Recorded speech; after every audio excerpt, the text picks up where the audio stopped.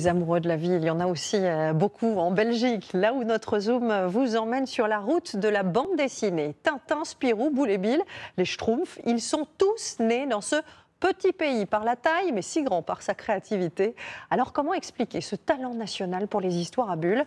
Réponse tout de suite avec Sébastien Ambert, Thierry Chartier et Tanguy Jouard.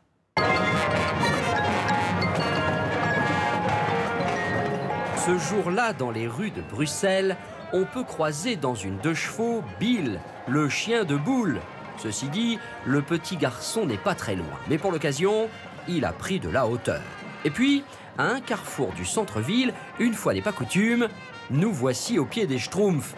Et pas l'inverse. Grand Schtroumpf surveille sa petite troupe, Schtroumpf farceur s'envolerait presque pour nous faire une blague. Bienvenue au Festival de la BD, ambiance défilé de carnaval, pour célébrer les fameux personnages de la bande dessinée belge. Et ici, c'est tout un art. C'est quelque chose, on va dire, dont la Belgique peut être fière, quoi. Ça fait partie de l'identité, un peu de la culture. Tintin est né pas loin de chez moi, dans la rue, donc c'est aussi une chose qui se rapproche. Ça représente la joie, rigoler, s'amuser dans sa bulle, comme on dit, du cobu. Moi, à l'école, on y est. Je ne sais plus quel est le dessinateur français qui disait que lorsqu'il est arrivé pour la première fois à Bruxelles, il avait l'impression de se retrouver dans des bandes dessinées de Franquin ou d'Hergé. Bah, c'est sûr, voilà, il y a de ça. Et bon, d'habitude, on a un temps dégueulasse, et avec le temps dégueulasse, on a besoin de rêver. La BD, ça nous fait rêver. Des personnages devenus des stars qui font désormais partie de nos vies. Ah tiens, voilà le chat. Lui, pas la peine de vous le présenter, vous le connaissez tous. Et je vous déconseille de vous mettre sur son chemin.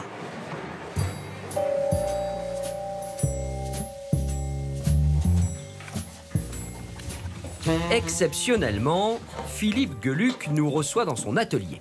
C'est ici que le chat prend vie tous les jours. Si, quand j'étais enfant, on m'avait dit qu'un jour je pourrais nourrir ma famille en faisant des conneries, je ne l'aurais pas cru. C'était un rêve de môme qui se réalise. Sur le coin d'une table, le nouvel album du chat. Le succès du matou est considérable. 230 000 exemplaires seront édités pour un chat qui, cette fois, danse la rumba. Et voici l'histoire incroyable, mais vraie, de la naissance du chat. Pourquoi le chat? Parce qu'en 1980, nous nous marions, Dany et moi. Et pour remercier les amis qui avaient fait un cadeau, je dessine ce carton. Et je nous représente sous forme de chat, ça c'est elle. Et quand on ouvre le carton, on me voit moi. Et donc, j'avais écrit « Dany et Philippe sont heureux d'être mariés et vous remercie pour les jolis cadeaux ». Rire de tout sans jamais se prendre au sérieux. Voilà tout l'esprit belge. Je crois que c'est plus facile ici, parce qu'il y a une porosité au second degré qui est dans nos gènes. On aime ça, on baigne là-dedans, dans ce surréalisme oui, qui a fait un peu la renommée du pays. Mais quittons Bruxelles pour Charleroi, à 120 km de là. L'ancienne cité industrielle est un haut lieu de la BD. Dans le centre, chaque rond-point est occupé par les personnages qui sont nés ici, et le plus célèbre est évidemment Spirou. À Marcinelle, à 2 pas, Jean-Ry a rendez-vous aux éditions Dupuis, l'un des plus grands éditeurs de BD en Belgique. Et Jean-Ry est depuis quelques années le dessinateur officiel de Spirou et du petit Spirou. Il vient d'ailleurs aujourd'hui présenter la une du prochain numéro.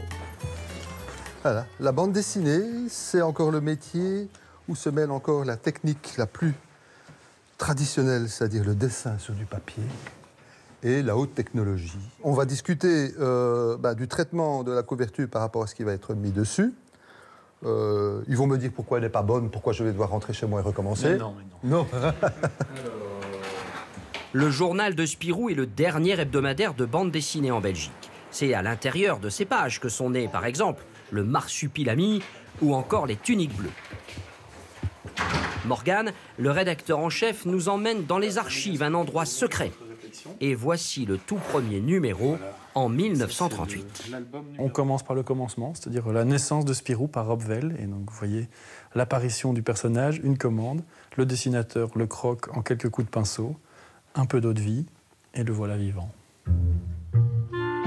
Et puis, on trouve des pépites qui font battre le cœur des amoureux de la BD. Et voici qu'un jour est apparu un grand dadé dégingandé, Gaston Lagaffe. Au détour d'une rubrique, des petits pas, et puis on voit ce grand dadé qui passe la porte de la rédaction du journal. Et pendant quelques semaines, il va apparaître sans rien dire. Et petit à petit, être de plus en plus débraillé jusqu'à avoir la dégaine qu'on lui connaît. Et puis, quelques mois plus tard, le premier dialogue entre Gaston et Spirou. Et le ton est donné, on comprend qu'on a affaire à quelqu'un qui est plutôt cool avant que le mot n'existe. C'est ce qui est génial dans le journal Spirou, c'est que beaucoup de nos séries les plus mythiques sont nées au détour d'une animation. Lors de notre tournage, nous avons rencontré Philippe Thomé. Il est le scénariste du Petit Spirou. Mais Philippe est décédé brutalement en octobre dernier, quelques jours après notre rencontre. Et ces mots prennent aujourd'hui un relief tout particulier quand il nous parlait de son métier et de ce qui lui paraissait futile. J'ai toujours eu un problème avec le fait de faire ce métier. Je trouve que c'est vain. Simplement, si je peux compenser ce privilège en essayant de faire en sorte que les gens, après la lecture d'une page, se sentent mieux et rigolent, ça, c'est ma fierté. Donc vous êtes utile. J'espère. Aujourd'hui, le Petit Spirou est orphelin, mais Philippe Thomé nous laisse en héritage des milliers de gags.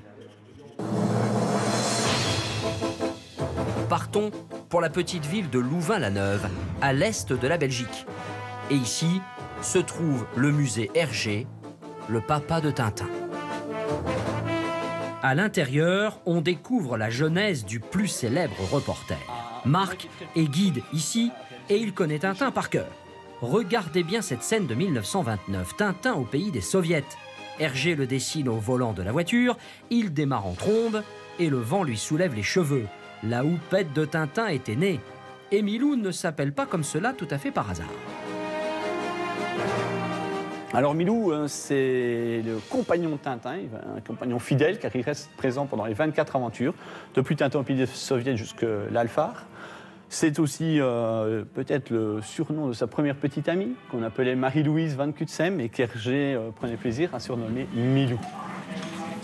1000 millions de mille sabords. Des planches originales sont exposées dans le musée, comme celle-là, totalement unique, qui nous montre le travail d'Hergé pour peaufiner l'attitude de ce Bachi Bouzouk de Capitaine Haddock.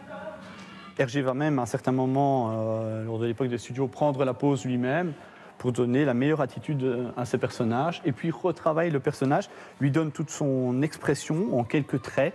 Et ici, par exemple, on retrouve le Capitaine Haddock avec le nez, la mèche de cheveux typique du Capitaine Haddock, avec cette barbe également. Et avec ces quelques traits, on a vraiment toute l'expression du Capitaine. Tintin est connu partout. 300 millions d'albums ont été vendus dans le monde. Mais revenons à Bruxelles. La capitale belge célèbre la BD à sa façon. Sur une cinquantaine de pignons, d'immeubles ou de maisons, on trouve des dessins des plus grands dessinateurs du pays. Plongé, comme si le dessinateur était au plafond, ou en tout cas sur le toit. Didier est collectionneur de BD et il joue les guides dans les rues de temps en temps. Aujourd'hui, il emmène des touristes espagnols et belges. Quand Lucky Luke est sur le point d'arrêter les Dalton sur cette fresque géante, aidé bien sûr de Rantanplan, le chien le plus stupide de l'Ouest, ou bien que Torgal emmène sa fiancée surplomber une place pavée, ou encore que Ricochet, un héros des années 60, escalade la façade pour éviter un drame. Le premier jeu qu'il faut faire, le dessinateur a mis 4 détails dans la fresque que vous retrouvez dans le quartier. Pouvez-vous les trouver? Notre-Dame de Bon Secours, qu'on va traverser en essayant de ne pas se faire écraser. Normalement, il ne doit pas y avoir trop de voitures. Ici, la BD belge est à l'inverse du super-héros américain. Et même franchement, parfois même l'anti-héros. Et c'est comme ça qu'on tombe sur des personnages assez marrants, comme l'héros, comme Gaston Lagaffe, et puis d'autres personnages. Et je sais pas vous, moi, ça m'arrive jamais de voler au-dessus des buildings, et l'étoile d'araignée qui sort de mes poignets, ça m'arrive jamais. Tomber endormi quand il le faut pas, oui, ça m'arrive. Hein, voilà, c'est ça. Donc on se reconnaît davantage dans ces personnages. Hein. Oui. Et sur un mur, on tombe sur cette grande fresque d'Astérix. Le petit Gaulois n'est pas oublié des voisins belges. Ici, idée fixe, le petit chien d'Obélix peut côtoyer Milou sans concurrence. Et à Bruxelles, impossible de vous parler de bande dessinée sans aller faire un tour au musée de la BD installé dans un ancien grand magasin.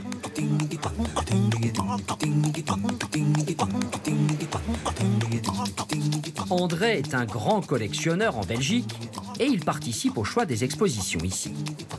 Et vous vous trouvez donc dans le bas de la ville, juste à côté de la Grand Place, donc une série d'endroits qui attirent les touristes.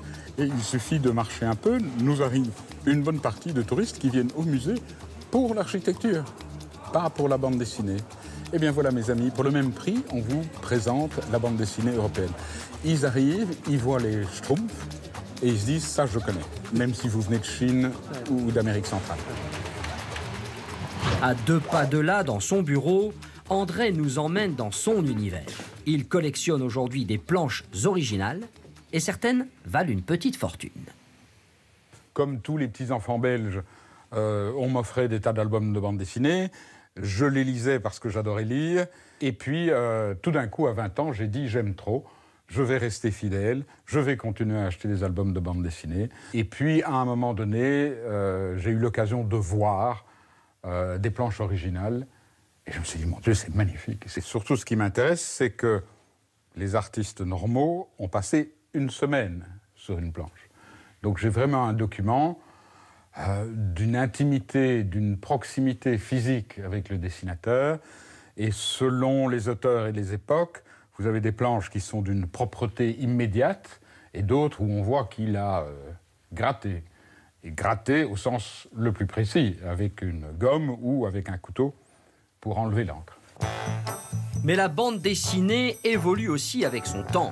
On passe de plus en plus de ce type de planche aux bandes dessinées sur smartphone, en digital. Uniquement avec son doigt, on peut désormais faire défiler les images de bas en haut.